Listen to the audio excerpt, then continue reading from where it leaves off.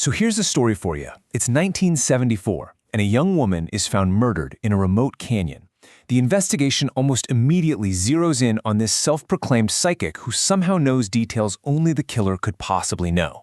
But then, the case goes cold for over 2 decades, and it wasn't until a scientific miracle came along that a really shocking truth was revealed, a truth that was hiding in plain sight the entire time. You know, the one question that just haunted the original detectives was simple, but it was everything. Was their main suspect actually having supernatural visions of the crime, or was he just replaying his own memories of what he did? And believe it or not, this single question is what derailed the entire investigation for a full 25 years. All right, let's set the scene. Our story kicks off in Provo, Utah, right on the campus of Brigham Young University. You probably know it as BYU. The date is March 11th, 1974, and a 22-year-old student named Barbara Rockey is about to make a choice that is going to seal her fate. So who was Barbara Rockey? Well, this gives you a pretty good idea. She was a free spirit from California, and she felt like a total fish out of water at the very religious BYU. I mean, she clashed so badly with her 7 roommates that she would do things like claim she prayed to the devil, really just to get a reaction. She felt so unsafe that she started taking judo for self-defense and even bought a gun for protection, a gun that, tellingly, had recently gone missing. So on the morning of March 11th, this is the cryptic note Barbara left for her roommates. She was just done. Done with BYU, done with the people who didn't get her. Her plan was pretty simple. Drive up to Salt Lake City, pawn a really valuable turquoise necklace she had, and use that cash to go find her people, leaving this whole chapter of her life behind for good. That morning, her best friend, a guy named Jerry Hicker, dropped off her car. They made some vague plans to maybe meet up later, and Barbara headed out, but she never showed up.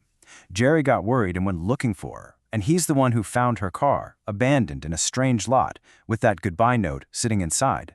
So he and her roommates, they went straight to the campus police.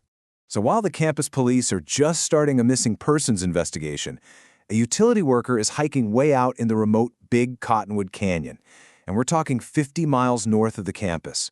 He stumbles upon an absolutely horrific scene. He'd found Barbara Rockey's body. And with that, the initial investigation kicks into gear, led by Captain Pete Hayward of the Salt Lake City Sheriff's Office. And the bizarre crime scene he walked into immediately pointed him in a very specific and, let's just say, very strange direction. And this right here illustrates the puzzle that Captain Hayward was facing. Barbara was found nude, but her clothes were folded neatly right beside her.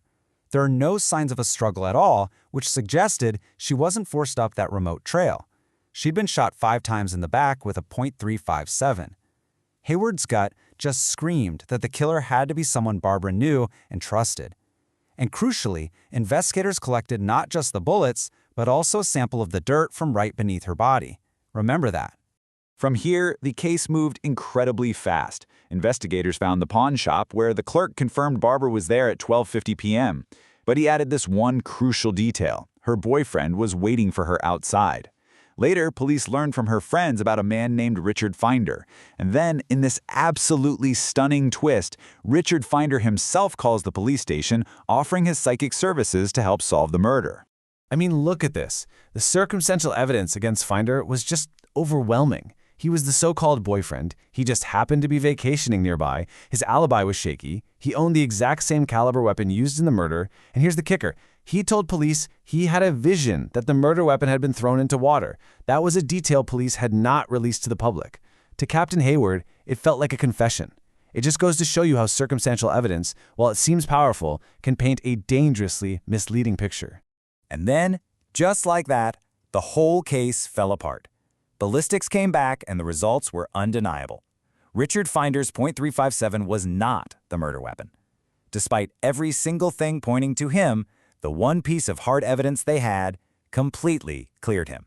And with their only suspect effectively cleared, the investigation just hit a brick wall. All the leads dried up, Captain Hayward was eventually promoted to other cases, and the murder of Barbara Rockey was filed away completely unsolved. For 25 years, that case file just gathered dust. A whole generation passed. Detectives retired, memories faded, and all that evidence sat in a storage locker, slowly degrading. For all intents and purposes, the killer had gotten away with it.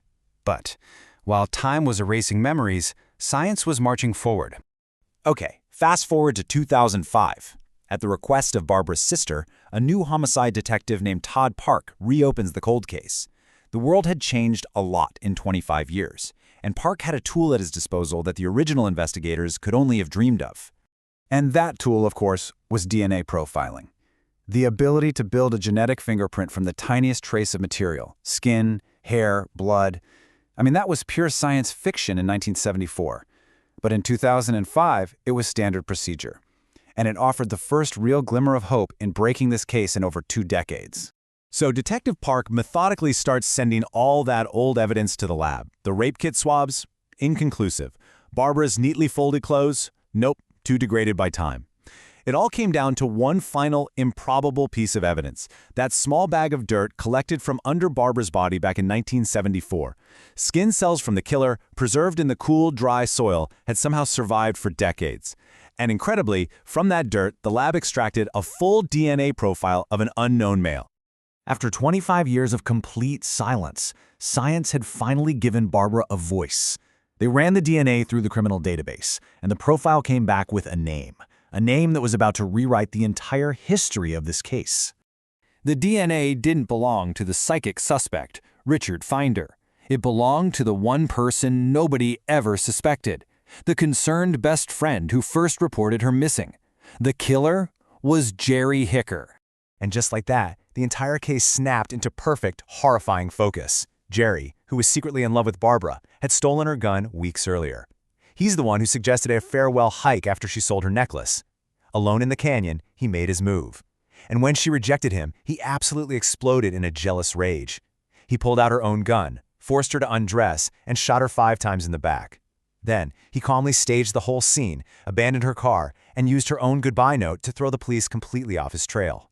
It's just such a tragic cast of characters when you lay it all out like this. You have Barbara Rocky, the victim, who was murdered by someone she trusted completely. You have Richard Finder, the psychic, this bizarre red herring whose strange behavior actually helped hide the real killer. And then you have Jerry Hicker, the helpful best friend, who was the murderer the entire time, hiding right there in plain sight. By the time he was finally arrested in 2007, Jerry Hicker was dying of cancer. Faced with that irrefutable DNA evidence, he confessed to the whole thing in exchange for a reduced sentence. He died in 2014, taking the full story of his betrayal to the grave. You know, the story of Barbara Rocky is such a chilling reminder that evil often wears a very, very familiar face. And it leaves us with this really unsettling question. If her best friend could conceal such a monstrous secret for decades, how many other killers are out there right now just hiding in plain sight?